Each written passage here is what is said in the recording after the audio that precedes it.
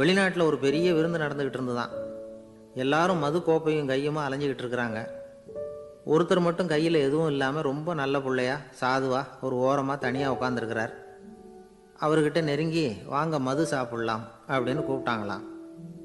என்னை வற்புறுத்தாதீங்க, நான் என் மனசுக்குள்ளே உறுதியாக தீர்மானம் பண்ணிவிட்டேன் அப்படின்னாராம். என்ன தீர்மானம் பண்ணியிருக்கீங்க அப்படின்னு கேட்டிருக்காங்க. ஏற்கனவே முழு போதையில் இருக்கும் பொழுது மறுபடியும் மது கோப்பையை தொடரதில்லை அப்படின்னு தீர்மானம் பண்ணியிருக்கேன் அப்படின்னாராம். ஒரு ஊரில் ஒரு பெரியவர் இருந்தார். ஒரு நாள் அவரை தேடி ஒருத்தர் வந்தார். ஐயா, நான் கடவுளை பரிபூர்ணமாக நம்புகிறேன் அப்படின்னார். சரி, அந்த நம்பிக்கை உனக்கு எப்படி வந்ததுன்னு கேட்டார் இவர். அவர் சொல்ல ஆரம்பித்தார். ஐயா, எனக்கு கல்யாணம் ஆகி 10 வருஷம் ஆச்சு, ஆனாலும் குழந்தை பாக்கியம் இல்லை. அதுக்கு என்ன காரணமாக இருக்கும்னு நான் யோசனை பண்ணிகிட்டு இருந்தப்போ நண்பர் ஒருத்தர் ஒரு ஆலோசனை சொன்னார். உனக்கு மதப்பற்று இல்லை, எந்த கடவுளையுமே நம்ப மாட்டேங்கிற, அதுதான் காரணம்.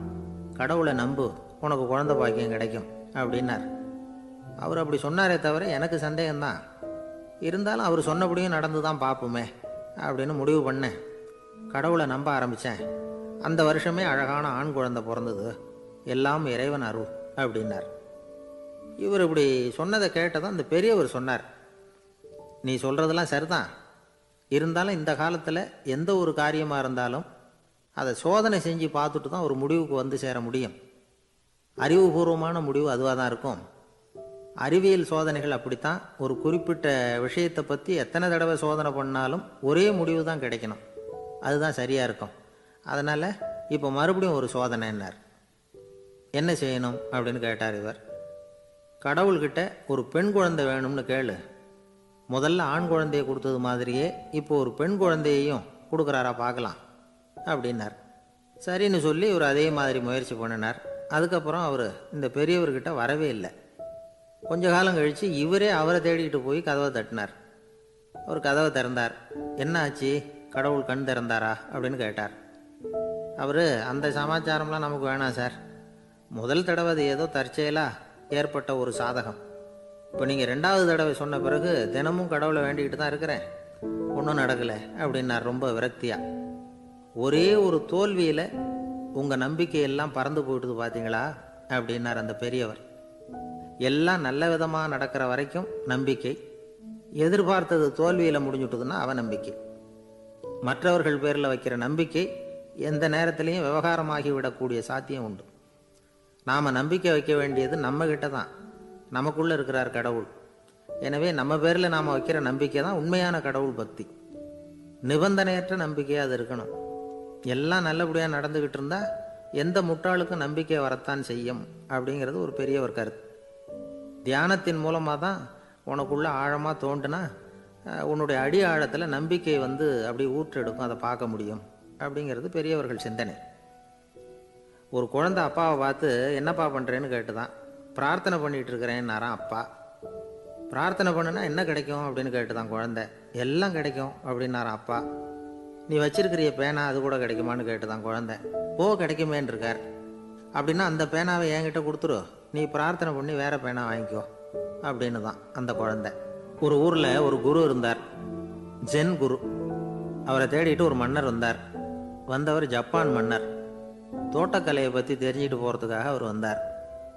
எப்படி தோட்டம் அமைக்கிறது அப்படிங்கிறத பற்றி அந்த குரு விவரமாக சொல்லி கொடுத்தாரு. 1 நாள் 2 நாள் இல்லை, 3 வருஷம் கற்றுக் கொடுத்தார். அதுக்கப்புறம் சொன்னார், நான் கற்றுக் கொடுத்துட்டேன், இனிமேல் நீங்கள் போகலாம், போய் தோட்டம் அமைக்கலாம். அதுதான் உங்களுக்கு பரீட்சை. தோட்டம் அமைச்ச பிறகு சொல்லி அனுப்புங்க, நான் வந்து பார்க்குறேன். நீங்கள் இங்கே என்னவெல்லாம் கற்றுக்கிட்டீங்களோ அதையெல்லாம் அங்கே செயல்முறையில் செஞ்சு காட்டுங்க அப்படின்னு சொல்லி அனுப்பி வச்சார். மன்னர் போனார். அரண்மனைக்கு பக்கத்திலே ஒரு பெரிய தோட்டத்தை உண்டு பண்ணினார். அழகான மரங்களையும் செடிகளையும் உருவாக்கினார். கிட்டத்தட்ட 1000 தோட்டக்காரர்களை பயன்படுத்தி 3 வருஷங்கள் முயற்சி பண்ணி அந்த அழகான தோட்டத்தை உருவாக்கினார். குருக்கிட்ட இருந்து செய்தி வந்தது, நாளைக்கு வந்து தோட்டத்தை பார்க்குறேன் அப்படின்னு. மன்னர் உடனே சுறுசுறுப்பாயிட்டார். முதல் நாளே தோட்டத்தை சுத்தப்படுத்தினார். ராத்திரி பூரா யாரும் தூங்கலை. எல்லாருக்கும் தோட்டத்தை ஒழுங்குபடுத்துகிற வேலை. அது அந்தந்த இடத்துல ஒழுங்காக இருக்குதா அப்படின்னு சரி பார்த்தாங்க. ஒரு தவறும் இல்லாத வகையில் அதை ஒழுங்குபடுத்தினாங்க. மறுநாள் குரு வந்தார், தோட்டத்தை பார்த்தார். அவருக்கு கோபம் வந்துட்டுது. மன்னருக்கு ஆச்சரியம், எப்பவும் சிரிச்சுக்கிட்டே இருக்கிறவர் இப்போ இப்படி இருக்கிறாரே அப்படின்னு. மெதுவாக குருக்கிட்ட போய் எல்லாம் சரியாக தானே இருக்குது அப்படின்னார். எல்லாம் சரிதான், ஆனாலும் எங்கே அந்த பொன்னிற காற்று அப்படின்னார். உதிர்ந்த இலைகள், பொன் மஞ்சள் நிற இலைகள் காற்றில் அப்படி புரண்டு ஓடுவதை நான் பார்க்க முடியவில்லையே அப்படின்னாராம். அது இல்லாமல் இந்த தோட்டம் உயிரோட்டம் உள்ளதாக இருக்காது, இதில் பாடல் இல்லை, ஆடல் இல்லை, அதெல்லாம் இல்லாமல் இந்த தோட்டம் ரொம்பவும் செயற்கையாக தெரியுதேன்னாராம். மன்னர் இப்போ தான் யோசனை பண்ணார். கீழே கிடந்த காஞ்சி போன இலைகள் மட்டும் இல்லை, மரத்தில் இருந்த காஞ்சி போன இலைகளையும் அப்புறப்படுத்தி சுத்தமாக வச்சிருக்கிறார். இறப்பும் வாழ்க்கையினுடைய ஒரு பகுதி தான். மரணம்ங்கிறது வாழ்க்கைக்கு எதிரானது அல்ல, அதை நிரப்பும் ஒரு பகுதி தான் அது. மரணம் இல்லையில் வாழ்க்கையே இல்லை அப்படிங்கிறது பெரியவங்க கருத்து. இப்போ அந்த தோட்டம் அழகாக தான் இருக்குது, இருந்தாலும் அது ஒரு ஓவியம் மாதிரி உயிர் இல்லாமல் இருக்கு. குரு ஒரு வாளியை கையில் எடுத்துக்கிட்டார், தோட்டத்தை விட்டு வெளியில் போனார். ஏற்கனவே வீசி எறிந்த அந்த சருகுகளை எல்லாம் அள்ளி கொண்டுகிட்டு வந்தார். உள்ள எல்லா இடங்கள்லையும் அதை வீசினார். உடனே காற்று அந்த காய்ந்த சருகுகளையும் பழுத்த இலைகளையும் அசைக்க ஆரம்பிச்சுட்டுது. இப்போ அங்கே சலசல சத்தம், சங்கீதம், இலைகளின் நடனம், ஓவியம் மாதிரி இருந்த அந்த தோட்டத்துக்கு இப்போ உயிர் வந்துட்டுது. இதுதான் அந்த பொன்னான காற்று அப்படின்னாராம் குரு. மன்னருக்கு புரிஞ்சுது. மிகப்பெரிய ஜென் கேள்வி ஒன்று உண்டு. உம்மான் அப்படிங்கிற ஒரு பெரிய குருவை பார்த்து துறவி ஒருத்தர் கேட்டாராம், இலைகள் எல்லாம் கீழே விழுந்து மரங்கள் மொட்டையாக இருக்கும் பொழுது என்ன நடக்கும்? இதுதான் கேள்வி. இதுக்கு உம்மான் சொன்ன பதில் பொன்னான காற்று, தி கோல்டன் விண்ட் அப்படின்னாராம். இதுக்கு என்ன விளக்கம்னா, உன்னுடைய எண்ணங்கள் எல்லாம் உன்னுடைய மனசிலிருந்து கீழே விழுந்து உனது உள்ளுணர்வானது மொட்டையாக நிற்கும் நிலைதான் அது. உனது வேர்களின் அருகில் காற்று வீசுகிறது. எல்லா எண்ணங்களும் உன்னிலிருந்து வெகு தூரத்துக்கு புரண்டு கொண்டே சென்று விடுகிறது. நீ அவற்றை கடந்து விட்டால் நீ அவைகளுக்கெல்லாம் மேலெழுந்து கீழே பார்ப்பவனைப் போல நிற்க ஆரம்பித்து விடுவாய். அதுதான் தியானம் என்பது அப்படின்னு சொல்கிறாங்க. தியானம்ங்கிறது எண்ணத்துக்கு எதிரானதில்லை, தியானம்ங்கிறது எண்ணங்களை கடந்து செல்வது தான். அதுக்கப்புறம் நாம் பொன்னிற காற்றில் ஆட ஆரம்பிச்சிருவோம். இதுதான் பெரியவர்கள் சொல்கிறது. என்கிட்ட ஒருத்தர் தோட்டம் அமைக்கணும்னு யோசனை கேட்டு வந்தார். எல்லாம் சொல்லி கொடுத்தேன். செடிகள்லாம் செழிப்பாக வளரணும்னா வேர் காயாமல் பார்த்துக்குங்க, தினமும் தண்ணி விடுங்க அப்படின்னு சொல்லி அனுப்பி வச்சேன். ஒரு மாதம் கழித்து ஒரு தோட்டத்தை பார்க்கறதுக்காக போனேன். போய் பார்த்தா எல்லா செடியும் வாடி கிடக்குது. என்னங்க இப்படி பண்ணிவிட்டீங்கன்னு. நீங்கள் சொன்னபடி தான் செஞ்சேன்னார். என்ன செஞ்சீங்கன்னு கேட்டேன். வேர் காயாமல் பார்த்துக்க சொன்னீங்க, தினமும் ஒரு தடவை எல்லா செடியையும் ஒவ்வொன்றா பிடுங்கி பார்த்து வேர் காயாமல் இருக்கா அப்படின்னு பார்த்துட்டு அதுக்கப்புறம் தண்ணி பாய்ச்சினேன், அவ்வளவுதான் அப்படின்னார். ஒரு காட்டில் ஒரு முனிவர் இருந்தார். ஒரு நாள் அவரை தேடிக்கிட்டு 4 பேர் வந்தாங்க. சுவாமி, எங்களுக்கு ரொம்ப நாளாக ஒரு சந்தேகம்னாங்க. என்னன்னு கேட்டார். இந்த உலகத்தில் எவ்வளவோ காரியங்கள் நடக்குது, எது நியாயம் எது அநியாயம் அப்படின்னு புரிஞ்சிக்க முடியலன்னாங்க. அது யாராலையும் புரிஞ்சிக்க முடியாதுன்னார் முனிவர். வந்தவங்களுக்கு ஆச்சரியமாக போச்சு, ஒரு மாதிரியாக பார்த்தாங்க. இதை முனிவர் கவனிச்சார். சரி புறப்படுங்க என்னோடன்னார். எங்கன்னு கேட்டாங்க. இப்போ உங்கள் 4 பேரையும் ஒரு புஷ்பக விமானத்தில் அழைச்சிட்டு போகிறேன். இந்த உலகத்தில் சர்வசாதாரணமாக நடக்கக்கூடிய ஒரு காட்சியை உங்களுக்கு காட்ட போகிறேன். நீங்கள் பார்க்க போகிற அந்த காட்சி நியாயமா அநியாயமா அப்படிங்கிறத என்கிட்ட சொல்லணும். நீங்கள் சரியான பதில் சொன்னால் புஷ்பக விமானத்தில் தொடர்ந்து பிரயாணம் பண்ணலாம். தவறான பதில் சொன்னால் இந்த புஷ்பக விமானம் உங்களை கீழே தள்ளி விட்டுரும் அப்படின்னார். 4 பேருக்கும் பயந்தான். இருந்தாலும் முனிவர் கூப்பிடுறாரே அப்படின்னு சொல்லி புறப்பட்டாங்க. அவங்க எல்லாரும் புறப்பட்டு ஒரு காட்டு வழியாக போய்கிட்டு இருக்கிறாங்க புஷ்பக விமானத்தில். அங்கே நடக்கிற ஒரு காட்சியை காட்டுறார் முனிவர். அதோ அங்கே பாருங்கன்னார். அந்த விமானத்தில் இருந்தபடியே எல்லாரும் கீழே குனிஞ்சு பார்க்குறாங்க. அங்கே ஒரு தாய் புலி அப்போ தான் குட்டி போட்டிருக்கு. குட்டிகளை ஈன்ற உடனே பசிக்கு இறை தேடி அந்த பக்கமாக வருது. அதே நேரம் ஒரு தாய் மான், அதுவும் அப்போ தான் குட்டி போட்டிருக்கு. அதுவும் இதே மாதிரி குட்டிகளை ஈன்ற உடனே பசிக்கு இறை தேடி அந்த பக்கமாக வருது. இப்போ அந்த புலி அந்த மானை அடித்து போட்டுவிடுது. அதுவும் சாப்பிடுது, குட்டிகளுக்கும் கொடுக்குது. இப்போ அந்த புலிக்குட்டிகள் முகத்தில் மகிழ்ச்சி, தாயை இழந்த அந்த மான் குட்டிகள் முகத்தில் துக்கம். இப்போ அந்த முனிவர் 4 பேர்கிட்டையும் கேட்குறார், நீங்கள் இங்கே பார்த்தீங்களே, இதில் எது நியாயம் எது அநியாயம்? ஒவ்வொருத்தராக சொல்லுங்கள். உங்கள் பதில் சரியில்லைன்னா இந்த விமானம் உங்களை கீழே தள்ளி விட்டுரும். சொல்லுங்கள் பார்க்கலாம்னார். முதல்ல ஒருத்தன் சொன்னான், அந்த புலி செஞ்சது சரிதாங்க. அது பசிக்கு அதுதான் ஆகாரம். தன்னுடைய பசிக்கு தானே இரை தேடிக்கிட்டுது. அதில் என்ன தப்பு? அவ்வளவுதான். அதனால் புலி செஞ்சது நியாயம்தான் அப்படின்னா. அவ்வளவுதான். அந்த விமானம் அவனை அப்படியே கீழே தள்ளி விட்டுட்டுது. அதனால் அவன் கொடுத்த பதில் சரியில்லை அப்படிங்கிறது புரிஞ்சு போச்சு. இப்போ ரெண்டாவது ஆள் சொன்னான், புலி செஞ்சது பாவம், அந்த தாய்மான் என்ன தப்பு பண்ணிச்சு, இப்போ அந்த குட்டிகளுக்கு யார் ஆதரவு, அதனால் புலி செஞ்சது அநியாயம் அப்படின்னா. அவ்வளவுதான். அவனையும் கீழே தள்ளி விட்டுட்டுது அந்த விமானம். இந்த பதிலும் சரியில்லை அப்படின்னு ஆயிட்டுது. இப்போ மூணாவது ஆள் வந்தான். முதல்ல 2 பேர் கீழே விழுந்ததை பார்த்துக்கிட்டு இருந்தான். அதனால் அவன் சொன்னான், ரெண்டுமே நியாயந்தாங்க.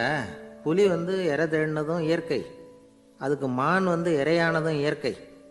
அதனால் இதில் ஒன்றும் தப்பு இல்லைன்னா. அவ்வளவுதான். அவனையும் அந்த விமானம் கீழே பிடிச்சி தள்ளி விட்டுது. இப்போ நாலாவது ஆள் வந்தான். முனிவர் கேட்டார், நீயாவது சொல்லுப்பா, இந்த செயலில் எது நியாயம்னார். அவன் தெளிவாக பதில் சொன்னான்.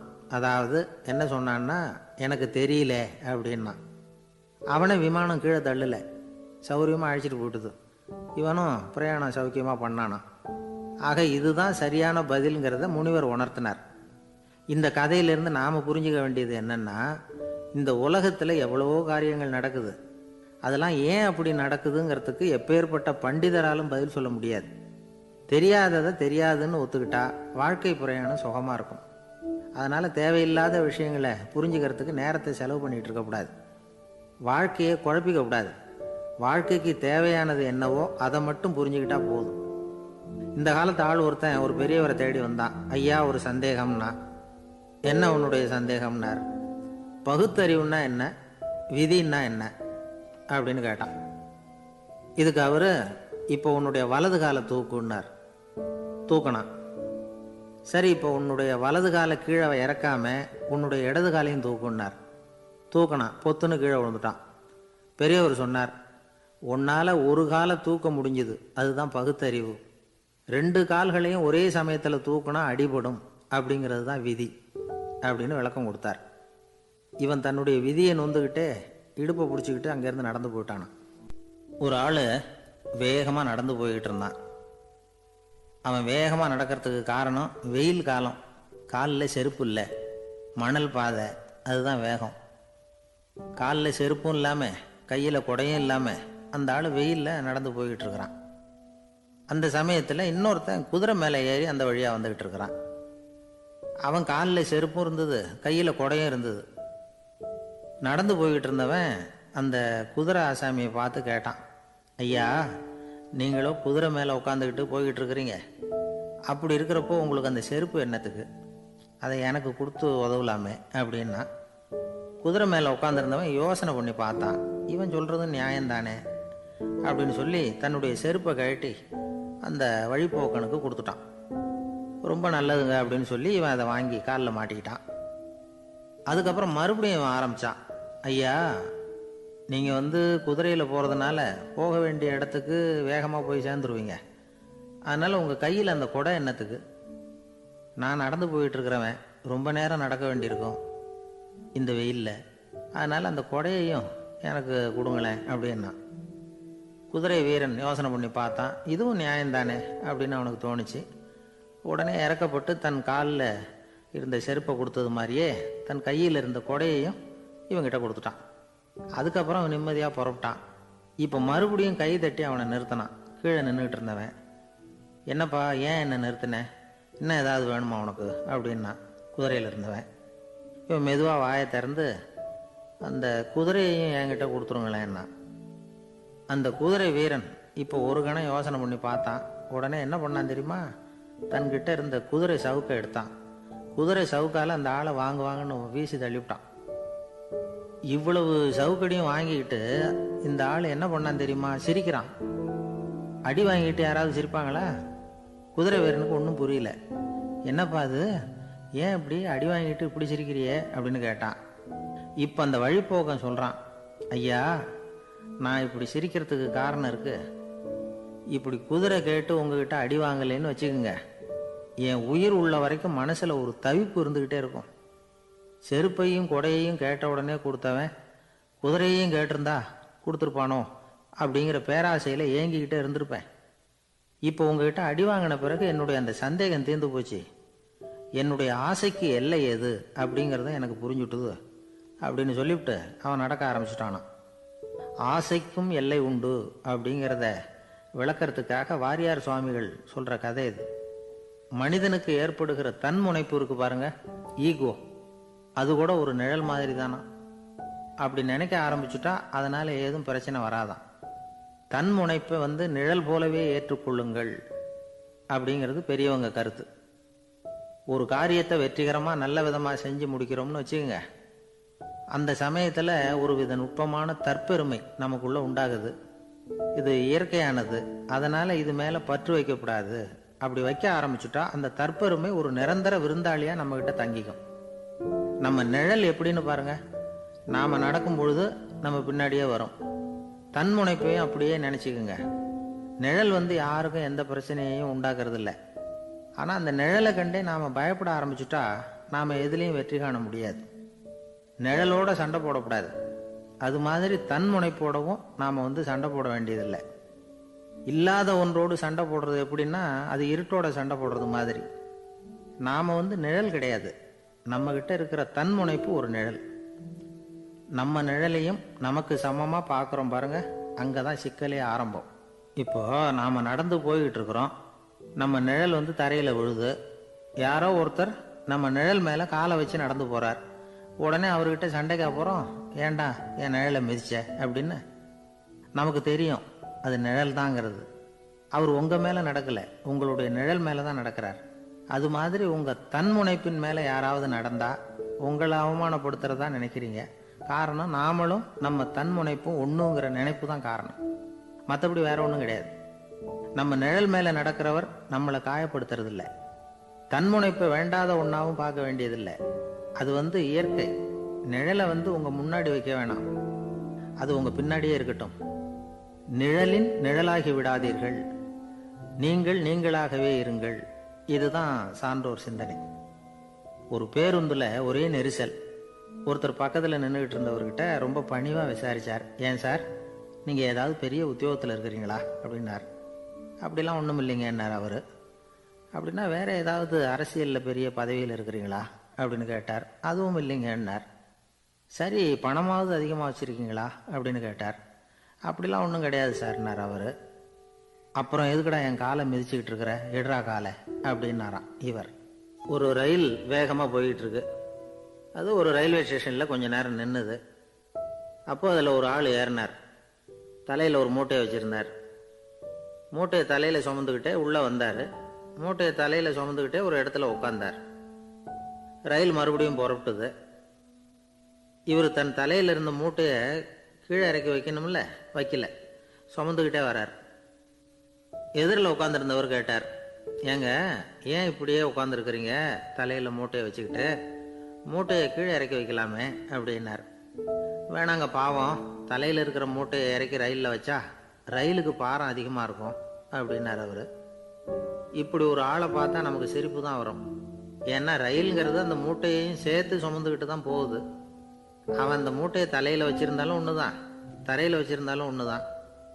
அதனால ரயிலுக்கு எந்த மாற்றமும் ஏற்பட போறதில்ல. அதே மாதிரி தான் நம்ம மனமும். இதுவும் ஒரு தேவையில்லாத சுமை, அனாவசியமாக சுமந்துக்கிட்டு இருக்கிறோம். இதை கீழே இறக்கி வச்சுட்டா வாழ்க்கை பிரயாணம் சுகமாக இருக்கும். ரயில் பிரயாணம் பண்ணுற அந்த ஆள் மூட்டையை சுமக்கிறான், வாழ்க்கை பிரயாணம் பண்ணுற நாம மனசை சுமக்கிறோம். இது ரெண்டுக்கும் எந்த வித்தியாசமும் இல்லை. மனசை கீழே இறக்கி வச்சுட்டா பாரம் இல்லாமல் வாழலாம், பறவைகள் மாதிரி பறக்கலாம், குழந்தைகள் மாதிரி கள்ளங்கபடம் இல்லாமல் வாழலாம். இந்த வெளி உலகத்தில் நாம் நிலை பெற்று இருக்கணும், வேரூன்றி இருக்கணும். அதே சமயம் நம்முடைய உள்வெளியில் ஆன்மீக வாழ்க்கையில் பாரம் இல்லாமல் இருக்கணும். அப்போ பறக்கணும், நதியை போல் ஓடணும், மிதக்கணும். பயணம் சுகமாக இருக்கும், களைப்பு தெரியாது, கவலை தெரியாது. ஒரு சீடன் போதி தர்மரை நாடி வந்தான். குருவே, நீங்கள் என்ன வெறுமையாக இருக்க சொன்னீங்க, நான் இப்போ மறுபடியும் வெறுமையானவன் ஆகிட்டேன், அதனால் இப்போ என்ன செய்ய சொல்கிறீங்க என்ன அப்படின்னு சொல்லி நின்னான். உடனே அந்த குரு பக்கத்தில் இருந்த ஒரு குச்சியை எடுத்து அவன் தலையில் அடித்து, போய் அந்த வெற்றுத்தன்மையையும் வீசி எறிந்து விட்டு வா அப்படின்னார். நான் இப்போ காலியாக இருக்கிறேன்னு ஒருத்தன் சொல்கிறான்னு வச்சுக்கோங்க, அது உண்மை இல்லை. ஏன்னா இன்னமும் அதில் நான்கிற எண்ணம் இருக்குது. எந்த சிந்தனையும் இல்லாமல் இருக்கிறது கடினம்தான். ஆனாலும் மனிதன் அதில் உள்ள நுட்பத்தை புரிஞ்சுக்கிட்டான்னா, இவ்வளவு தூரம் தூக்கி சுமந்துக்கிட்டு வந்த அந்த மனதின் முட்டாள்தனத்தை அவனே பார்த்துட்டு சிரிப்பான். இதுதான் பெரியவங்க சொல்லியிருக்கிற ஆலோசனை. நம்மால் ஒருத்தன் தலையில் ஒரு பெரிய மூங்கில் கூடையோட ரயிலில் உட்காந்தான். கூடை தலையில் இருந்தது, கீழே இறக்கி வைக்கல. எதிரில் இருந்தவர் கேட்டார், ஏங்க எதுக்காக அதை அனாவசியமாக சுமந்துக்கிட்டே இருக்கீங்க, கீழே இறக்கி வைங்களேன்னார். இல்லைங்க, நான் வீட்டை விட்டு புறப்படும் பொழுதே என் பையன் சொல்லிவிட்டான் கூடையை தலையை விட்டு இறக்கக்கூடாதுன்னு அப்படின்னார். அவன் சின்ன பையன், விவரம் இல்லாமல் சொல்லியிருப்பான். இப்போ என்ன நேரில் வந்தால் பார்த்துக்கிட்டு இருக்கிறான், நீங்கள் இறக்கி வைங்கன்னார் அவர். அவன் நேரில் பார்த்துக்கிட்டு இல்லை, இருந்தாலும் நான் இந்த கூடையை கீழே இறக்கி வச்சா அது அவனுக்கு தெரிஞ்சிடும் அப்படின்னாரு இவர். அது எப்படின்னார் அவர். அவன் தனக்கு டிக்கெட் வாங்க வேணாம்னு சொல்லி இப்போ இந்த கூடைக்குள்ளே தான் உட்காந்துருக்கிறான் அப்படின்னார் இவர். ஒரு ஊரில் ஒரு மன்னர் இருந்தார். அழகான அரண்மனையில் அவர் இருந்தார். அந்த அரண்மனையை விட அழகாக ஒரு மாளிகையை அந்த ஊர்லேயே வேற ஒருத்தன் கட்டியிருந்தான். அப்படி கட்டி முடிச்சதில் அவனுக்கு ரொம்ப பெருமை. எத்தனையோ செல்வந்தர்கள்லாம் பார்த்துட்டு, இந்த மாளிகையை விலைக்கு கொடுத்துட்றியா, எவ்வளவு விலை சொன்னாலும் சரி நாங்கள் வாங்கிக்கிறதுக்கு தயாராக இருக்கோம் அப்படின்னு சொல்லி கேட்டு பார்த்துட்டாங்க. நான் இதை விற்கிறதுக்கு தயாராக இல்லை அப்படின்னு சொல்லிவிட்டான். அவ்வளவு சிறப்பாக கலை அம்சத்தோடு அதை கட்டி முடிச்சிருக்கிறான். அதுவே ஒரு பெரிய அரண்மனை மாதிரி இருந்ததுன்னா பார்த்துங்களேன். சுற்றிலும் அழகான பூந்தோட்டம். ஒரு நாள் அவன் எங்கேயோ வெளியூர் போயிட்டு திரும்பி வந்துகிட்டு இருக்கிறான். அப்போது அந்த மாளிகை தீப்பெட்டி எரிஞ்சிக்கிட்டு இருக்கு. பதறி போட்டான். விலைக்கு கேட்டவங்க யாராவது இதை செஞ்சுருக்கணும், இல்லைன்னா மன்னரே செய்த சதியோ என்னவோ, இப்படிலாம் அவனுக்கு சந்தேகம். ஒரு மூலையில் உட்காந்து அழ ஆரம்பிச்சுட்டான். அந்த சமயத்தில் அவனுடைய மகன் அங்கே ஓடி வந்தான். அப்பா அழாதீங்க, இதை நான் நேற்று ராத்திரியே நம்ம ஊர் மன்னருக்கு விற்றுட்டேன். இதை கட்டி முடிக்க நமக்கு எவ்வளவு செலவாச்சோ அதை போல் 3 மடங்கு விலைக்கு விற்றுட்டேன், கவலைப்படாதீங்க. இதை விட அழகான மாளிகையை நாம் புதுசாக கட்டிக்கலாம்னா. இதை கேட்டதும் அழுதுகிட்டு இருந்தவன் அழுகையை நிறுத்தினான், சிரிக்க ஆரம்பிச்சுட்டான். இதே இடத்த நான் மன்னர்கிட்ட இருந்து விலைக்கு வாங்குவேன், இதை விட அழகான மாளிகையை கட்டுவேன் அப்படின்னு சுற்றி நின்று எல்லார்கிட்டையும் சொல்லிக்கிட்டு இருந்தான். இந்த சமயத்தில் அவனோட இளைய மகன் ஓடி வந்தான். அப்பா, அண்ணன் சொன்னதெல்லாம் சரிதான், மன்னர்கிட்ட விலை பேசினதெல்லாம் உண்மைதான். ஆனால் வித்தது பேச்சு அளவில் தான். இனிமே தான் பத்திரம் வாங்கணும், எழுதணும், நீங்கள் கையெழுத்து போடணும், பதிவு பண்ணணும், மன்னர்கிட்ட பணம் வாங்கணும். அதுக்காகத்தான் உங்களை எதிர்பார்த்துக்கிட்டு இருந்தோம். அதுக்குள்ளே இப்படி ஆயிட்டுதுன்னா. இப்போ சிரிச்சுக்கிட்டு இருந்தாவன் சிரிப்பை நிறுத்தினான். மறுபடியும் குழந்தை மாதிரி அழ ஆரம்பிச்சிட்டான். இது ஒரு சம்பவம். இதிலிருந்து என்ன தெரியுது? அந்த அழகான மாளிகை தன்னுடையது அப்படின்னு நினைக்கும் பொழுது அவனுக்கு அழுகை வந்தது. அது தன்னுடையது இல்லை அப்படின்னு நினைக்கிற போது சிரிப்பு வந்தது. மறுபடியும் அது தன்னுடையது தான் அப்படிங்கிற உணர்வு வரும்பொழுது அழுகை. எது எதிலிருந்து நீ நீங்கி இருக்கிறாயோ அது அதிலிருந்து உனக்கு துன்பம் இல்லை அப்படிங்கிறார் திருவள்ளுவர். இந்த உடம்பு என்னுடையதில்லை அப்படிங்கிற உணர்வு வந்துட்டா அது ஒரு பெரிய நிலை. அந்த நிலை வரணும். எல்லாத்தையும் பயன்படுத்திக்கலாம், ஆனால் பற்றில் விழுந்துடக்கூடாது. உலகத்தில் இருங்கள், ஆனால் உலகத்தவராக இருக்காதீர்கள். உலகிற்குள் இருங்கள், உலகம் உங்களுக்குள் வந்துவிட அனுமதிக்காதீர்கள். விலகி இருங்கள், விழித்திருங்கள், மௌனமாய் பார்த்திருங்கள் அப்படிங்கிறது சான்றோர் கருத்து. செய்ய வேண்டிய கடமையிலிருந்து விலகி இருக்கிறவர்கள் நம்ம கிட்ட நிறைய பேர் உண்டு. அப்படிப்பட்ட ஒருத்தர் டாக்டர் கிட்ட போனார். டாக்டர், நான் ஒரு கவர்மெண்ட் ஆஃபீஸில் வேலை பார்க்குறேன், எனக்கு ஒரே அசதியாக இருக்குது, என்னை சோதிச்சு பாருங்க, ஆலோசனை சொல்லுங்க ஏதாவதுன்னார். டாக்டர் அவரை பரிசோதனை பண்ணி பார்த்துட்டு சொன்னார், இதோ பாரு, உனக்கு இப்போ தேவைப்படுறது முழு ஓய்வு. நீ எவ்வளவு சீக்கிரமாக ஆஃபீஸுக்கு போறியோ அவ்வளவுக்கு உனக்கு நல்லது அப்படின்னாராம். எனக்கு தெரிஞ்ச ஒருத்தர் இருக்கார். அவர் ஒரு பெரிய காவல்துறை அதிகாரி, ரொம்ப கண்டிப்பானவர். அவரை கண்டாவே எல்லாரும் பயப்படுவாங்க. அப்படிப்பட்டவர் வீட்டுக்கு போனால் அப்படியே அடியோடு மாறிடுவார். அங்கே போய் பார்த்தீங்கன்னா குழந்தைகளோட குழந்தையா அவர் விளையாடிக்கிட்டு இருப்பார். அலுவலக சமயத்தில் பார்த்தீங்கன்னா குதிரை முதுகில் அவர் உட்காந்துருப்பார். வீட்டில் பார்த்தீங்கன்னா அவர் முதுகில் குழந்தை உட்காந்துருக்கும். அவர் குதிரை மாதிரி போயிட்டு இருப்பார். இது எப்படிங்க முடியுது உங்களால் அப்படின்னு கேட்டாங்க.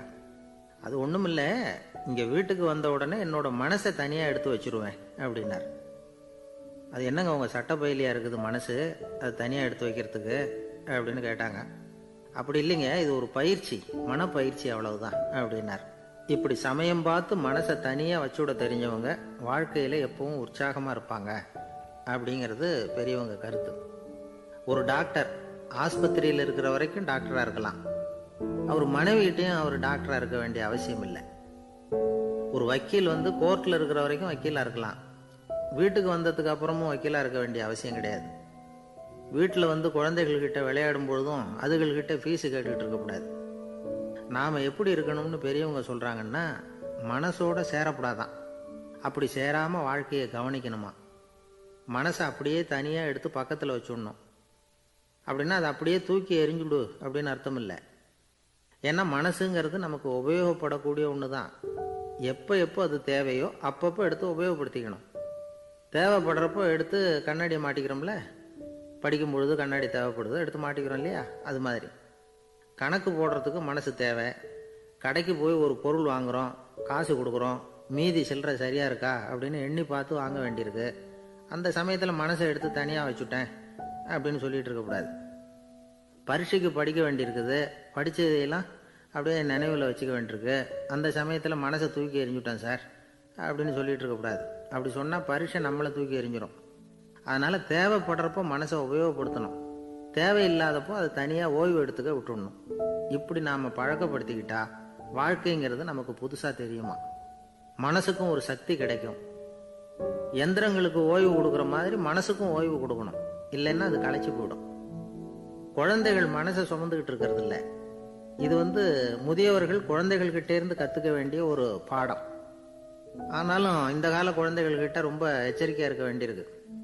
ஒரு தாத்தாவும் பேரனும் விளையாடிக்கிட்டு இருக்கிறாங்க. தாத்தா, எனக்கு சைக்கிள் ஓட்ட கற்றுக் கொடு அப்படிங்கிறான் பேரன். சைக்கிள் உயரம் கூட இல்லை, அதுக்குள்ளே சைக்கிள் ஓட்டணுமா அப்படின்னார் தாத்தா. ஏன் தாத்தா, ரயில் ஓட்டுறாரே, அவர் என்ன ரயில் நீளமாக இருக்கார் அப்படின்னு கேட்டான். ஒரு வயசான பாட்டியின் தாத்தாவும் ஒரு பூங்காவில் உட்காந்து பேசிக்கிட்டு இருக்கிறாங்க. அவங்களுக்கு கல்யாணம் ஆகி 53 வருஷம் ஆச்சு. பிள்ளைங்கள்லாம் படித்து பெரிய பெரிய வேலையில் இருக்கிறாங்க. பேரன் பேத்திகளும் நல்ல நிலைமையில் இருக்கிறாங்க. இந்த தாத்தாவும் பாட்டியும் சிரித்து பேசிக்கிட்டு இருந்ததை ஒரு பெரியவர் பார்த்தார். அவருக்கு ஆச்சரியமாக இருந்தது. இந்த வயசுலேயும் இவ்வளவு அந்யோன்யமாக இவங்க பேசிக்கிட்டு இருக்கிறாங்களே அப்படின்னு நினச்சார். சரி, நேரிலேயே கேட்டுருவோமே அப்படின்னு நினச்சிக்கிட்டு கிட்ட போனார். உங்கள் மன வாழ்க்கையின் வெற்றிக்கான ரகசியம் என்ன அப்படின்னு கேட்டார். இதை கேட்டதும் அந்த தாத்தா சிரிச்சுக்கிட்டே பாட்டியை பார்த்தாராம். அதுக்கப்புறம் சொன்னாராம், நான் இந்த அம்மாவை கல்யாணம் பண்ணிக்கிட்டதுக்கும் எங்களுடைய இல்வாழ்க்கை இவ்வளவு நாளாக பலம் குறையாமல் மகிழ்ச்சியாக இருக்கிறதுக்கும் காரணம் ஒன்று தான். அது என்ன காரணம்னா, எங்களுக்கு இடையில பொதுவாக நிறைய குறைகள் உண்டு, அதுதான் காரணம் அப்படின்னாராம். அவர் சொல்கிறது சரிதான் அப்படிங்கிறது மாதிரியே அந்த பாட்டியும் அவரை நிமிர்ந்து பார்த்தாங்களாம். இந்த பெரியவர் மறுபடியும் அந்த பாட்டியை பார்த்து அதே கேள்வியை கேட்டிருக்கார். உங்களுடைய நீண்டகால மன வாழ்க்கைக்கு கிடைச்ச வெற்றி எதனாலேன்னு சொல்ல முடியுமா அப்படின்னு கேட்டாராம். அவங்களும் சிரிச்சுக்கிட்டே பதில் சொன்னாங்களாம். என்ன பதில் தெரியுமா? சில பேரை நாம் குறிப்பிட்ட பண்புகளுக்காக நேசிக்கிறோம், வேற சிலரை நாம் அந்த பண்புகள் இல்லாத குறைகளுக்காகவே விரும்பி பழகிறோம் இல்லையா அப்படின்னு கேட்டுவிட்டு தலையை குனிஞ்சுக்கிட்டாங்களாம் அந்த பாட்டியம்மா. அவங்க அப்படி சொன்னதை கேட்டதும் இவருக்கு புதுசாக ஞானம் பிறந்தது மாதிரி இருந்துதான். இதுதான் மனம் நிறைந்த மன வாழ்க்கை அப்படிங்கிறார் சுவாமி சின்மயானந்தர். பண்புகளை எப்படி நேசிக்க முடியுதோ அதே மாதிரி பண்புகள் இல்லாத குறைகளையும் நேசிக்க முடியும். மனசு தான் காரணம். ஒரு மேல்நாட்டு தம்பதி, அவங்களும் தாத்தா பாட்டி தான். அவங்க 2 பேரும் ஒரு பூங்காவில் உட்காந்து சிரித்து பேசிக்கிட்டு இருக்கிறாங்க. அதை ஒருத்தர் பார்த்தார். அவருக்கு ஆச்சரியம், இவ்வளவு காலம் ஆகி இந்த வயசுலேயும் இப்படி அன்பாக பேசிக்கிட்டு இருக்கிறாங்களே அப்படிங்கிற ஆச்சரியம். கிட்ட நெருங்கி போனார். கேட்டார், ஏன் தாத்தா, உங்களுக்கு கல்யாணம் ஆகி எவ்வளோ வருஷம் ஆச்சுன்னார். 55 வருஷம் ஆச்சுன்னாராம் அவர். இன்னமும் இவ்வளவு சந்தோஷமாக இருக்கிறீங்களே, அதுக்கு என்ன காரணம்னு கேட்டிருக்கார். அதுக்கு என்ன காரணம்னா, இது வரைக்கும் எங்களுக்குள்ள சண்டையே வந்ததில்லை அப்படின்னாராம். அது எப்படி முடியும்னு கேட்டிருக்கார் இவர் ஆச்சரியமா.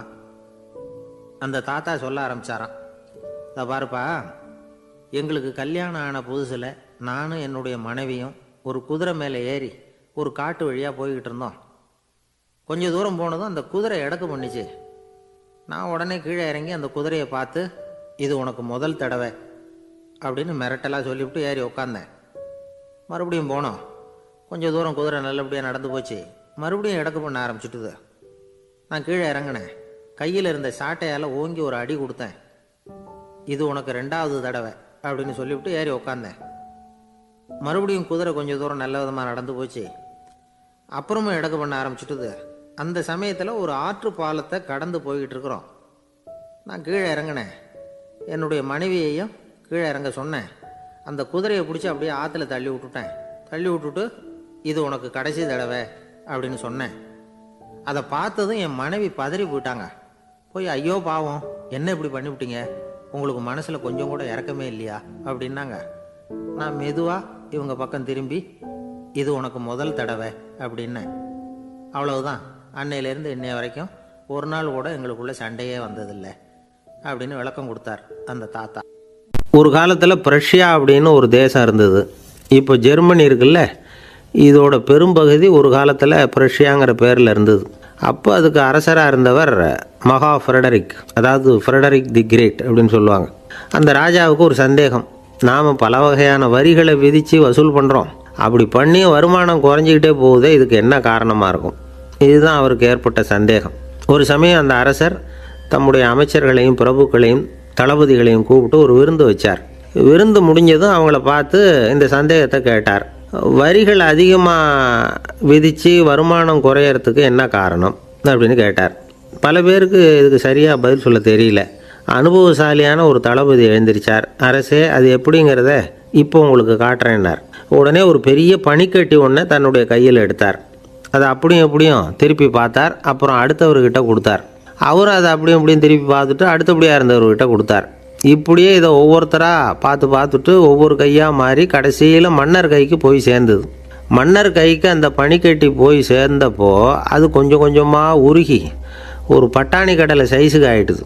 மன்னர் யோசனை பண்ணார், வரி அதிகமாக போட்டாலும் வந்து சேர்றது குறைவாக இருக்கிறதுக்கு என்ன காரணம் அப்படிங்கிறது அவருக்கு புரிஞ்சு போச்சு. காலம்தான் மாறிட்டு இருக்கே தவிர இந்த கையூட்டு வாங்குகிற பழக்கம் மாறினதாக தெரியல. இன்னொரு ராஜா இருந்தார். அவர் தன்னுடைய ராஜாங்கத்தில் லஞ்ச ஊழலே சுத்தமாக இருக்கக்கூடாது அப்படின்னு நினச்சார். அவர்கிட்ட பல்வேறு துறைகளுக்கும் பொறுப்பாக இருந்த பல பேரும் ரொம்ப சுத்தமாகவும் நேர்மையாகவும் இருந்தாங்க.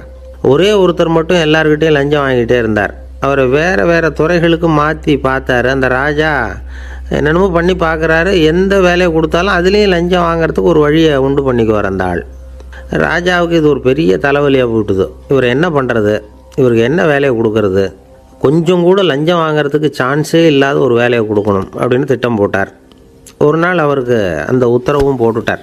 அதாவது அவருக்கு என்ன வேலைன்னா, கடற்கரையில் தான் அவருக்கு ஆஃபீஸ். அங்கேயே இருந்துக்க வேண்டியது. தினமும் எத்தனை கடல் அலை கரையில் வந்து மோதுது அப்படிங்கிறத கணக்கெடுத்து ராஜாவுக்கு தெரிவிக்க வேண்டியது. இதுதான் அவருக்கு வேலை. பேசாமல் அலையை எண்ணிட்டு உட்காந்துருக்கிட்டோம், அப்போவாவது அவர் லஞ்சம் வாங்குகிற சந்தர்ப்பம் இல்லாமல் போயிடும் அவருக்கு அப்படின்னு நினச்சார் ராஜா. இந்த ஆள் கடற்கரைக்கு போய் டியூட்டியில் ஜாயின் பண்ணிக்கிட்டார். ஒரே மாதத்தில் அங்கே சொந்தமாக ஒரு பிரம்மாண்டமான மாளிகை கட்டிவிட்டார். ராஜாவுக்கு இது பெரிய ஆச்சரியமாக போச்சு.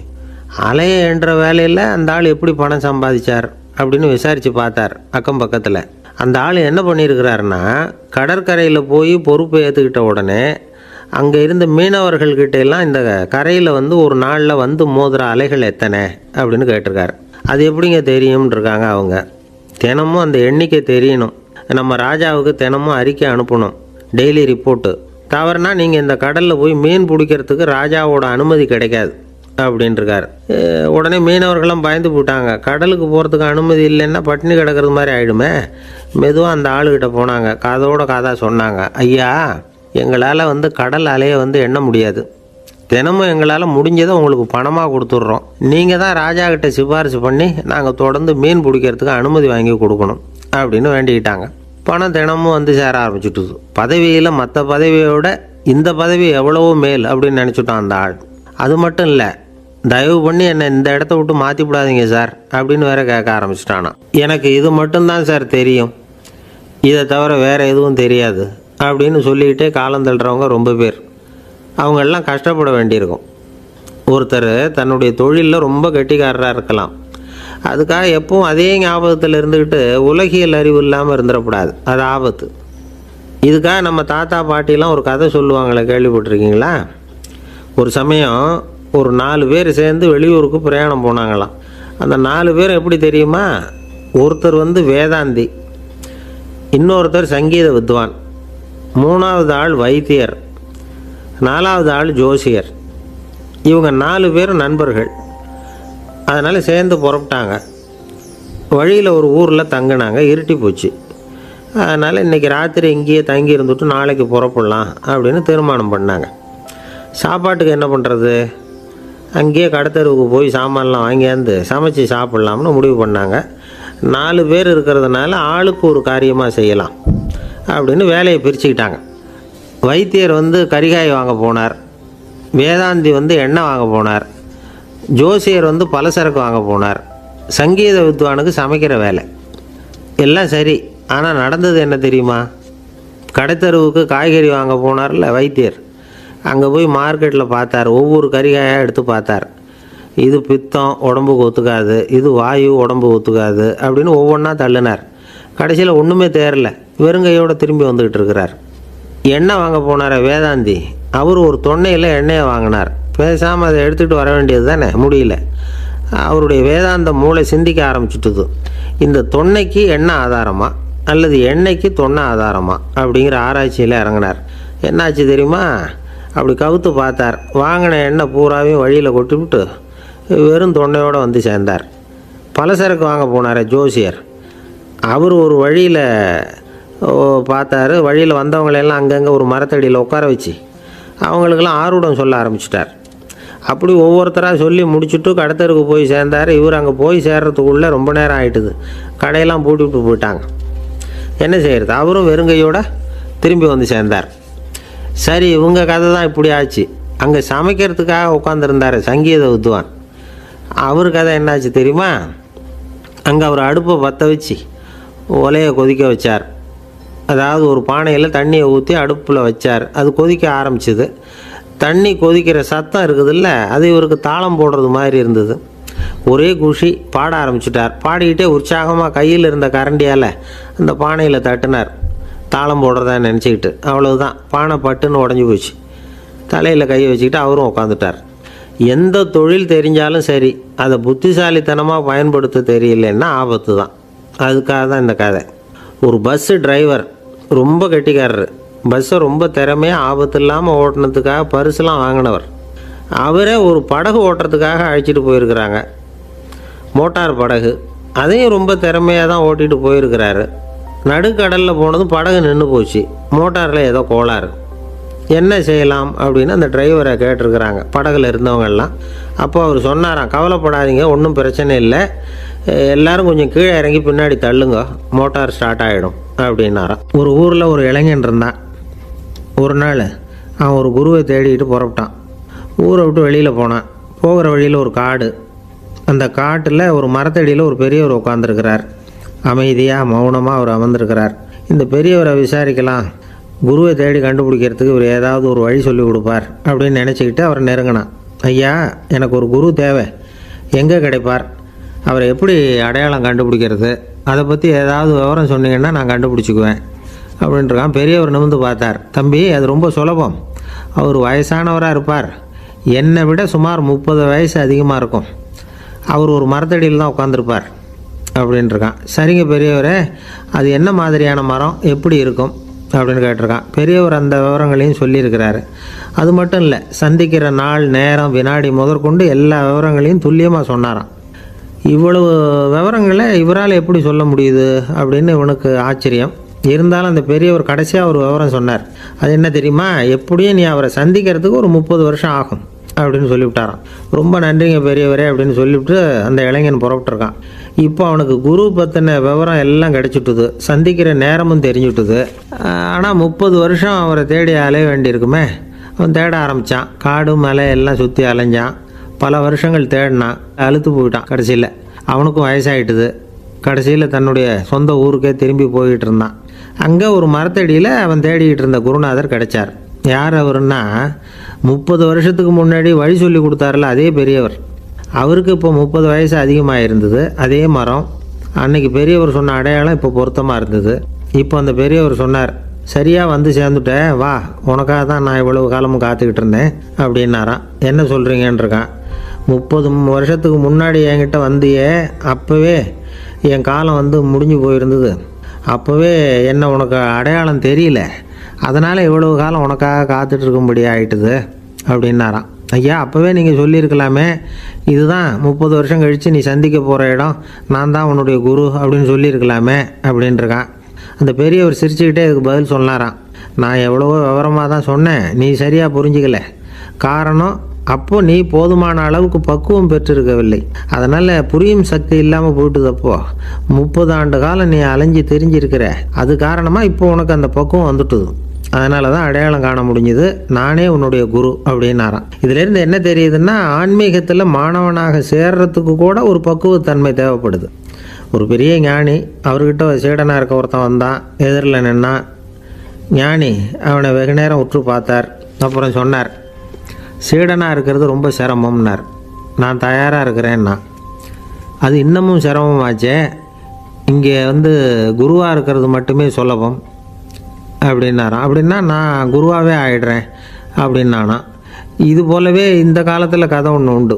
ஒரு பள்ளிக்கூடத்தில் வகுப்பு ஆசிரியர் மாணவனை திட்டிக்கிட்டு இருந்தார். டேய், நீ 100க்கு 10 மார்க்கு தான் வாங்கிக்கிட்டு இருக்க, இவ்வளவு மோசமாக நீ படித்தா கடைசியில் மாடு மேய்க்கிறது கூட லாய்க்கு இல்லாதவனா ஆகிடுவேன், அதுக்கப்புறம் என்ன செய்ய போகிறேன் அப்படின்னாராம். பையன் தலையை சொரிஞ்சிக்கிட்டே சொன்னானா, சார் அப்படின்னா ஒன்று செய்கிறேன் அப்படின்னானா. இவர் கேட்டிருக்கார், என்ன செய்ய போகிறேன்னு. வேற என்ன சார், உங்களை மாதிரி ஒரு ஆசிரியர் ஆகிடுறேன் அப்படின்னானா. இமயமலை அடிவாரத்தில் ஒரு மடம், அங்கே ஒரு சன்னியாசி இருந்தார். அவர்கிட்ட ஒருத்தர் வந்தார். சுவாமி, ஆசையை உதற நினைக்கிறேன், முடியல, ஒட்டிக்கிட்டே வருது அப்படின்னாராம். இப்படி உட்கார, ஒரு கதை சொல்கிறேன் அப்படின்னு சொல்லி அவர் சொல்ல ஆரம்பித்தாராம்.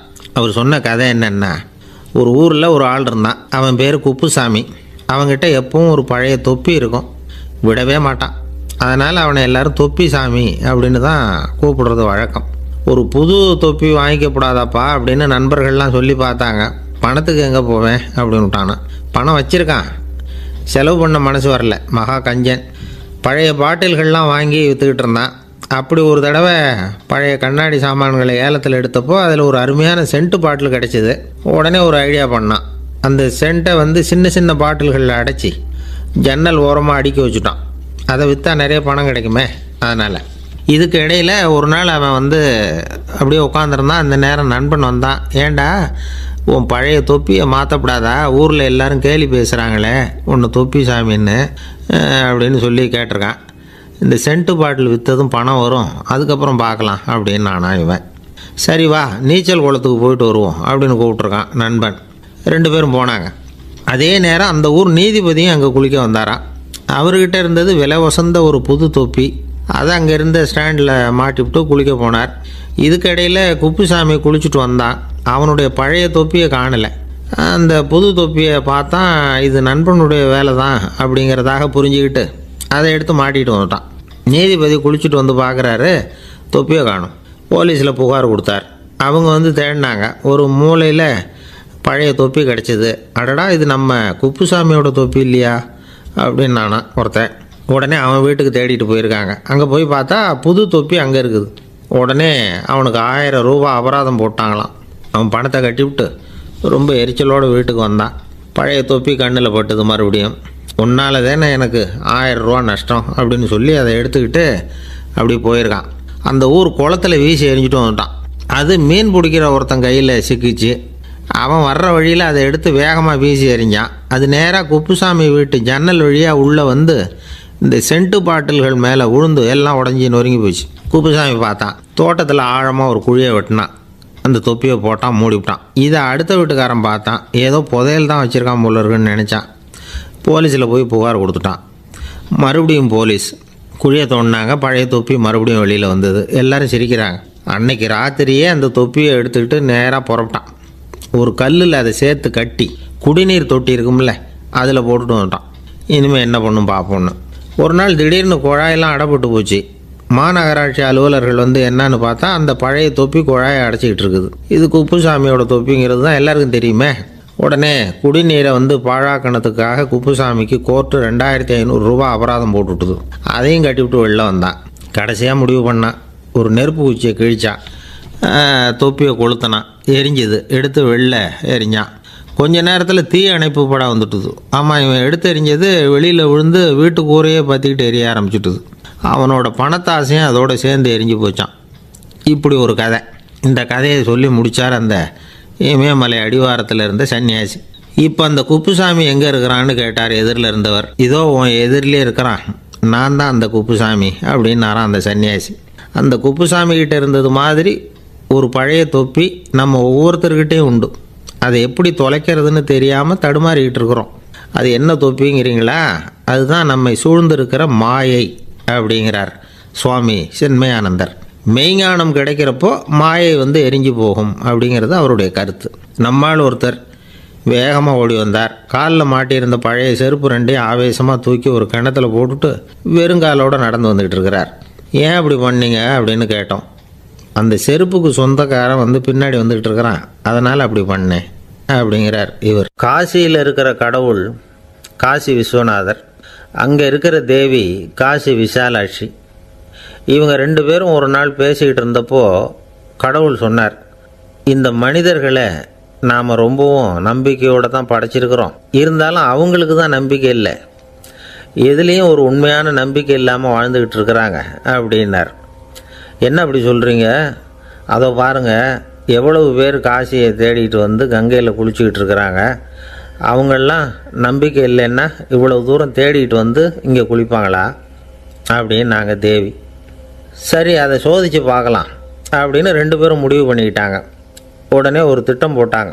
அது எப்படின்னா, நாம் ரெண்டு பேருமே பக்தர்கள் மாதிரி உருவத்தை மாற்றிக்கிட்டு கங்கை கரைக்கு போக வேண்டியது. நான் கங்கையில் இறங்கி குளிக்கிறேன். கொஞ்ச நேரத்தில் சுழலில் மாட்டிக்கிட்டது மாதிரி நடிக்கிறேன். நீ உடனே கரையிலிருந்து சத்தம் போடும், என்னோடய வீட்டுக்காரரை யாராவது காப்பாற்றுங்களேன்னு சத்தம் போடும். அதோடு இன்னொன்று சொல்லு, யாராவது ஒரு புண்ணிய ஆத்மா அவர்கிட்ட போய் அவருடைய முடியை பிடிச்சி இழுக்கணும். அப்படி ஒரு சாபம் இருக்குது எங்களுக்கு. புண்ணிய ஆத்மா, அதாவது எந்த பாவமும் செய்யாத இல்லாத ஒருத்தர் தான் அவரை காப்பாற்ற முடியும். அப்படிப்பட்டவங்க யாராவது வெள்ளத்தில் குதித்து என்னுடைய கணவரை காப்பாற்றுங்கோ அப்படின்னு நீ சத்தம் போடு, கூச்சல் போடு, என்ன நடக்குதுன்னு பார்க்கலாம் அப்படின்னார் கடவுள். சரின்னு சொல்லி ரெண்டு பேருமா சாதாரண பக்தர்கள் மாதிரி கங்கை கரைக்கு சேர்ந்தாங்க. அவர் இறங்கி குளித்தார். திட்டம் போட்டது மாதிரியே சுழலில் மாட்டிக்கிட்டது மாதிரி கத்துனார். கரையில் இருந்த அந்த அம்மா, ஐயோ என் கணவரை காப்பாற்றுங்களேன், யாராவது காப்பாற்றுங்களேன்னு கத்துனாங்க. பல பேர் ஓடி வந்தாங்க. உடனே இவங்க, பாவம் இல்லாத புண்ணிய ஆத்மா ஒருத்தரால் தான் என்னுடைய கணவர் காப்பாற்றப்படணுங்கிறது விதி, அப்படி ஒரு சாபம் இருக்குது, அதனால் புண்ணிய ஆத்மா யாராவது அவர்கிட்ட போய் அவர் முடியை பிடிச்சி தூக்குனா அவரை காப்பாற்றி கொள்ளலாம் அப்படின்னாங்க. இவங்க இப்படி சொன்னதும் எல்லாரும் திகைச்சு போய் நின்றுட்டாங்க. ஒவ்வொருத்தருக்கும் அவங்க செஞ்ச பாவம்லாம் ஒவ்வொன்றா ஞாபகத்துக்கு வர ஆரம்பிச்சுட்டுது. சரி, இதுக்கு நாம் லாயக்கு இல்லை அப்படின்னு சொல்லி ஒதுங்கி போக ஆரம்பிச்சிட்டாங்க எல்லாம். இந்த சமயத்தில் யாரோ ஒருத்தர் வேகமாக ஓடி வந்தார். ஆற்றுல குதிச்சார். அவர்கிட்ட போனார், முடியை பிடிச்சார், தூக்குனார், அவரை காப்பாற்றி கரைக்கு கொண்டுட்டு வந்துட்டார். அப்படி காப்பாற்றின அந்த ஆளை இவங்க ரெண்டு பேரும் தனியாக கூப்பிட்டுக்கிட்டு ஒரு மண்டபத்துக்கு வந்துட்டாங்க. விசாரிக்கிறாங்க. நீ யாரப்பா அப்படின்னு கேட்குறாங்க. ஏதும் தெரியாத மாதிரி. நான் இந்த ஊர் அன்ன சத்திரத்தில் வேலை செய்கிற ஒரு சமையல்காரன் அப்படிங்கிறார். நீ கங்கையில் குளிக்கிறது உண்டான்னு கேட்டிருக்காங்க. நான் இந்த ஊர்லேயே தான் இருக்கிறேன், இருந்தாலும் தினமும் கங்கையில் குளிக்கிறதில்ல, எப்போவாவது ஒரு நாள் அங்கே குளிப்பேன் அப்படின்னார். கங்கையில் மூழ்கி எழுந்திரிச்சா பாவம்லாம் தொலையும்னு சொல்கிறாங்க. அப்படி இருக்கிறப்போ அங்கே இன்றைக்கி கங்கையில் குளிச்சுக்கிட்டு இருக்கிறவங்கெல்லாம் தங்களை புண்ணிய ஆத்மாவா நினைக்கல. கங்கையில் குளிக்காத நீ உன்னை புண்ணிய ஆத்மாவா நினச்சி என்னை காப்பாற்ற வந்திருக்கிற, அது எப்படி அப்படின்னு கேட்டார். அதுக்கு அந்த ஆள் சொல்கிறான், கங்கையில் குதித்ததுக்கு அப்புறம் தானே உங்களை காப்பாற்ற போகிறோம். அப்படி குதிக்கும் பொழுது என்னுடைய பாவம்லாம் போயிருக்கும்ல, நான் புண்ணிய ஆத்மாவாக ஆயிருப்பேனே, அதனால தான் துணிஞ்சு உங்களை காப்பாற்றினேன் அப்படின்னா. கடவுளும் தேவியும் அவனுக்கு காட்சி கொடுத்தாங்களாம். இப்படி ஒரு கதை உண்டு. அதாவது கங்கையில் குளிச்சுக்கிட்டு இருக்கிறவங்களுக்கே தங்களுடைய பாவம் போகுங்கிற நம்பிக்கை பரிபூர்ணமாக இல்லை. குளிக்காத ஒருத்தனுக்கு அந்த நம்பிக்கை இருந்தது. அதனால் அவனால் கடவுளை பார்க்க முடிஞ்சது. கடவுளை நாமளும் பார்க்க முடியுமா முடியாதா அப்படிங்கிற குழப்பம்லாம் நமக்கு வேண்டியதில்லை. நம்பிக்கையோடு வாழணுங்கிற உண்மையை மட்டும் இந்த கதையிலேருந்து புரிஞ்சுக்கிட்டால் போதும். ஏன்னா இந்த கதையை கேட்டுட்டு ஒரு நண்பன் குதர்க்கமாக ஒரு கேள்வி கேட்டான். ஏன் சார், கங்கையில் குளித்தா பாவம் போயிடும்னு சொல்கிறீங்களே, நான் எனக்கு வேண்டாத ஒருத்தனை அழைச்சிட்டு போய் கங்கையிலேயே தள்ளி விட்டுட்டு அதுக்கப்புறம் அங்கேயே முழுக்க போட்டுட்டு நான் செஞ்ச பாவத்தை அதுலேயே கழுவி விட்டுட்டு மறுபடியும் உங்ககிட்ட வந்துடுறேன்னு வச்சுக்கோங்க, நீங்கள் என்னை புண்ணிய ஆத்மான்னு ஏற்றுக்குவீங்களா அப்படிங்கிறான். ஆள் கொஞ்சம் அசந்தான் நம்மளே அங்கே அழைச்சிட்டு போனாலும் போயிடுவான். வாழ்க்கையில் சில சந்தர்ப்பங்களில் நாம் சில அவமானங்களை சந்திச்சே தீர வேண்டியிருக்கு. என்ன பண்ணுறது, காலம் அப்படி. அவமானப்படுறவங்க உடனே அடங்கி போய்டுறது தான் உலக வழக்கம். அவமானப்பட்டால் உடனே சீறி எழறவங்களும் உண்டு. ஆனால் அதையே ஒரு சவாலாக எடுத்துக்கிட்டு முன்னுக்கு வர்றவங்களும் சில பேர் இருக்கிறாங்க. அவங்க ரொம்ப அபூர்வம். இன்றைக்கி மனோதத்துவ நிபுணர்கள்லாம் என்ன சொல்கிறாங்க தெரியுமா? அவமானப்பட்டுட்டா உடனே அடங்கி போயிடக்கூடாதான். அதையே ஒரு சவாலாக எடுத்துக்கிட்டு மனசில் ஒரு வைராக்கியத்தோடு முயற்சி பண்ணினா வாழ்க்கையில் எல்லாரும் முன்னேறலாமா. அவமானங்கிறத நாம் வைராக்கியமாக மாற்றிக்கணும். அதுதான் வெற்றிக்கு வழி. ராமர் இந்த பூமியில் பிறந்ததே ஒரு வைராக்கியத்தினால தான் சார் அப்படின்னார் ஒருத்தர். எப்படிங்க அது அப்படின்னு கேட்டேன். அவர் சொன்னார், தசரதருக்கு ராமர் குழந்தையாக பிறக்கணும், அப்போ தான் இங்கே இருக்கிற கஷ்டங்கள்லாம் நீங்கும் அப்படின்னு சர்வ லோகமும் எதிர்பார்த்துக்கிட்டு இருக்குது. ஆனால் அவர் எப்போ பிறப்பார் அப்படின்னு யாருக்கும் தெரியல. அந்த காரியம் சீக்கிரம் நடக்கணுமே, அதுக்கு என்ன பண்ணுறது? நாரதர் வந்தார் ஒரு நாள் தசரதரை தேடி. தசரதா, உனக்கு ஒரு செய்தி தெரியுமான்னு ஆரம்பித்தார். அவர் எப்பவும் இப்படித்தானே ஆரம்பிக்கிறது வழக்கம். என்ன விஷயம்னு கேட்டார் தசரதர். தசரதா, நீ அடிக்கடி உன்னோட தேரில் ஏறிக்கிட்டு தேவலோகத்துக்கு போகிற, அங்கே போகிற வர்ற எல்லாம் பண்ணிகிட்ருக்க, எல்லாம் சரி. தேவலோகத்துலேயும் உன்னை நல்லபடியாக தான் வரவேற்கிறாங்க. தேவேந்திரன் உன்னை பிரியமாக அழைச்சிட்டு போய் தன்னுடைய அரியாசனத்திலேயே தனக்கு பக்கத்திலேயே உட்கார வைக்கிறான். நீயும் சந்தோஷமாக உட்காந்து பேசிவிட்டு வந்துடுற. ஆனால் நீ இங்கே வந்ததுக்கு அப்புறம் அங்கே என்ன நடக்குது தெரியுமா உனக்கு அப்படின்னாரான் நாரதர். என்ன நடக்குது எனக்கு ஒன்றும் தெரியலையே அப்படின்னாரான் தசரதர். நாரதர்கிட்ட கிட்டத்தில் கேட்டிருக்கார், கொஞ்சம் சொல்லுங்கள் என்னது அப்படின்னு. அவர் நெருங்கி வந்தாராம் நாரதரும். மெதுவாக அவர் காதோட காதாக சொன்னாராம். அதாவது நம்ம பாஷையில் சொல்லப்போனால் பற்ற வைக்கிறார். நீ அங்கே தேவேந்திரங்கிட்ட உட்காந்து பேசிவிட்டு வந்த பிறகு நீ அங்கே உட்காந்துருந்த அரியாசனத்தை தண்ணி ஊற்றி கழுவி சுத்தப்படுத்துகிறாங்க. நீ என்ன அந்த அளவுக்கு சுத்தம் இல்லாத ஆளா, தினம் குளிக்காமையாக இருக்கிற அப்படின்னாராம்.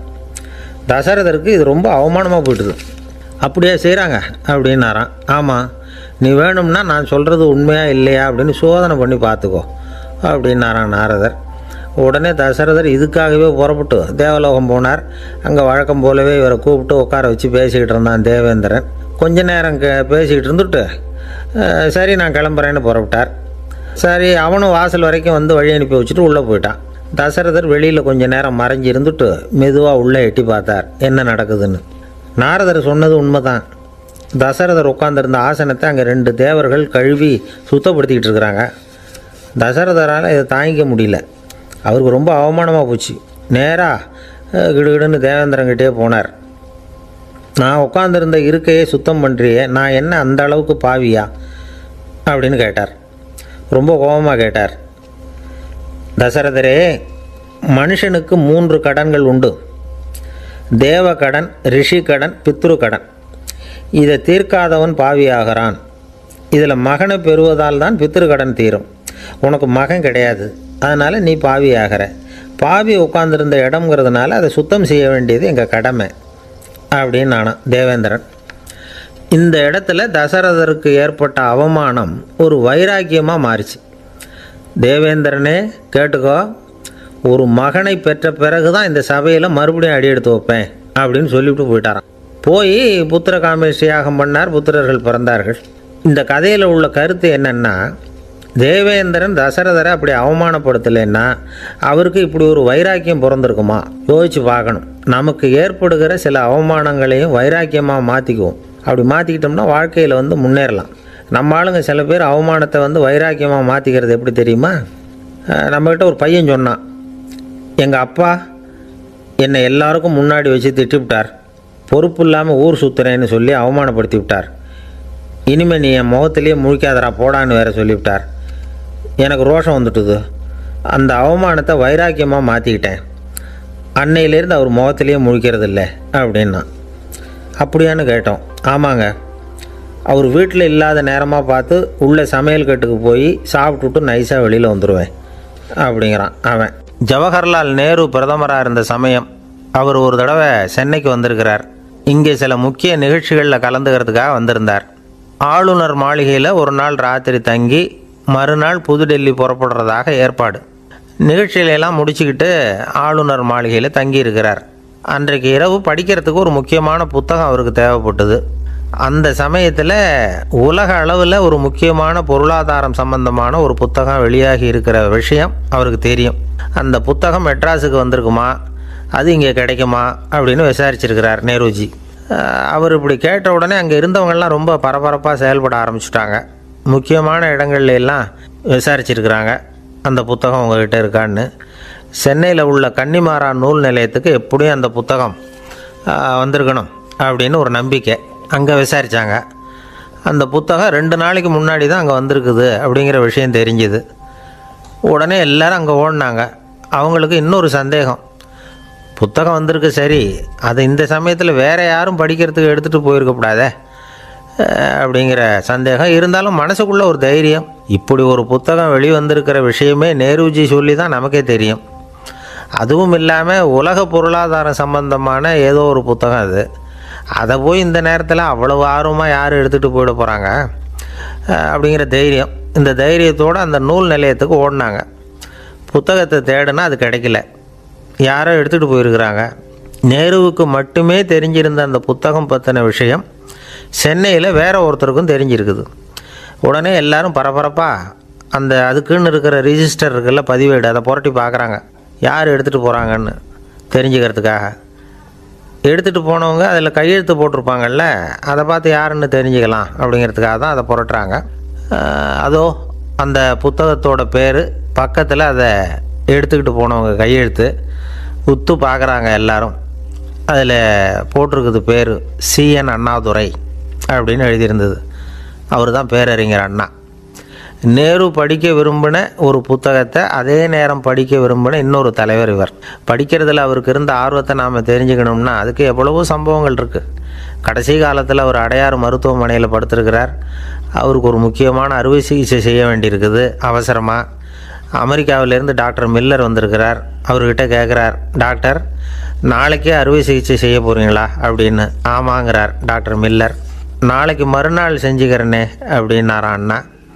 ஏன் ஏதாவது நாள் பார்க்குறீங்களான்னு கேட்டிருக்கார். இல்லை, ஒரு புத்தகத்தை படிச்சுக்கிட்டு இருக்கிறேன், அதை நாளைக்குள்ளே முடிச்சிருவேன், அதுக்கப்புறம் நான் இறந்தாலும் கவலை இல்லை அப்படின்னாரான் இவர். அவர் தான் அறிஞர் அண்ணா. சங்ககால நூல்கள்லேருந்து சமீபத்தில் வந்த நூல்கள் வரைக்கும் எல்லாம் அவர் படிச்சிருக்கிறார். ஒரு திருமண விழாவில் அவர் பேசும்பொழுது சொன்ன விஷயம் இது. சங்க காலத்தில் காதலியை மணக்க விரும்புகிறவனுக்கு அவனுடைய தந்தை வீர சோதனைகள்லாம் வைப்பார்.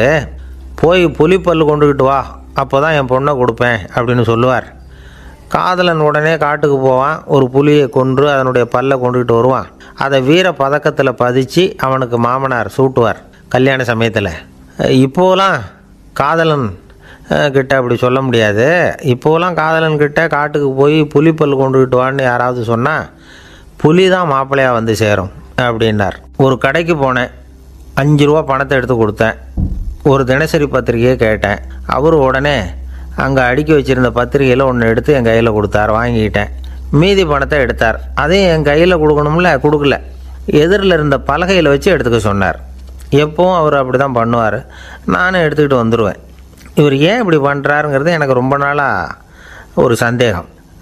ஒரு நாள் அவர்கிட்டயே இதை கேட்டுவிட்டேன். ஏங்க, நீங்கள் உங்கள் கடைக்கு வந்து பொருள்கள் வாங்குறவங்களுக்கு நீங்கள் பாக்கி சில்லறையை கொடுக்குறப்போ பலகையில் வச்சு விட்றீங்க, கையில் கொடுக்க மாட்டேங்கிறீங்களே, ஏன் அப்படின்னு கேட்டேன்.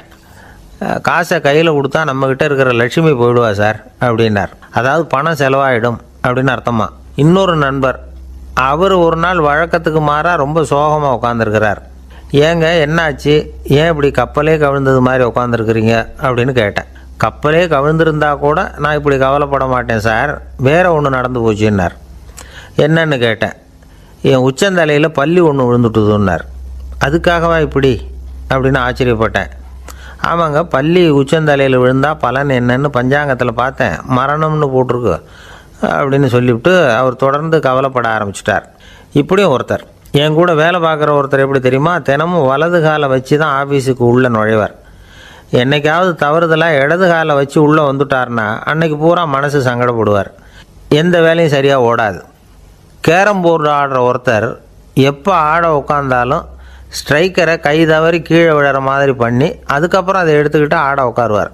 ஏன்னா எப்போவும் ஒரு தடவை நிஜமாகவே அது கை தவறி கீழே விழுந்திருக்குது. அன்னைக்கு பிரமாதமாக ஜெயிச்சுட்டார். உடனே ஒரு முடிவுக்கு வந்துட்டார், கை தவறுனா லாபம் அப்படின்னு. அதுக்கப்புறம் அதையே பழக்கமாக்கிக்கிட்டார். பூனை குறுக்க போனால் சகுனம் சரியில்லைன்னு நினைக்கிறவங்க உண்டு. ஆனால் ஒருத்தர் எப்படி தெரியுமா, அவர் வெளியில் கிளம்புற சமயம் பக்கத்து வீட்டு ரேடியோவில் மியாவ் மியாவ் பூனைக்குட்டின்னு பாட்டு சத்தம் கேட்டால் கூட போதும், சகுனம் சரியில்லைன்னு பிரயாணத்தை கேன்சல் பண்ணிவிடுவார். இப்போ இவ்வளவும் எதுக்கு சொல்கிறோம்னா, அளவுக்கு மீறின சகுன நம்பிக்கைகள் இருக்குது பாருங்கள், இதோட பயமும் சேர்ந்துக்கிட்டதுன்னு வச்சுக்கோங்க, இது ஒருத்தருடைய மனநிலையை பாதிச்சிடும். இது உளவியல் நிபுணர்கள் சொல்கிற கருத்து. வாழ்க்கையே தடுமாற வச்சிரும். பாதுகாப்பு இல்லாத உணர்வு, ஒரு விதமான டிப்ரெஷன் மனநிலை, இதெல்லாம் தான் இதுக்கு காரணமாக அமையலாம்.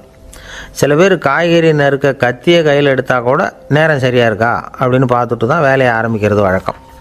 அறிவு தான் மனசுக்கு வாத்தியாராக இருக்கணும், அப்போ தான் வாழ்க்கை நிம்மதியாக இருக்கும். அறிவு மனசு சொல்கிறபடியெல்லாம் கேட்க ஆரம்பிச்சுட்டுதுன்னா இடைஞ்சல் தான். ஒருத்தருக்கு 7ஆம் நம்பர் தான் ராசியான நம்பரான். 7ஆம் தேதி தான் எந்த காரியத்தையும் ஆரம்பிப்பாராம். 7 எழுத்து வர்றது மாதிரி பேரை மாற்றி வச்சுக்கிட்டார். 7 மணிக்கு தான் தினமும் எழுந்திருப்பார். 7ஆம் நம்பர் வீட்டில் தான் குடியிருக்கார். கல்யாணம் கூட 7ஆம் தேதி தான் பண்ணிக்கிட்டார். அவர் ஒரு நாள் குதிரை பந்தயத்துக்கு போனாராம். குதிரையோட பேரையெல்லாம் பார்த்தார். ஒரு குதிரையோட பேர் 7 எழுத்தில் அமைஞ்சிருந்தது. 7 தானே இவருக்கு அதிர்ஷ்ட நம்பர். அதனால் உடனே அது பேரில் பணத்தை கட்டினார். பந்தயம் நடந்தது.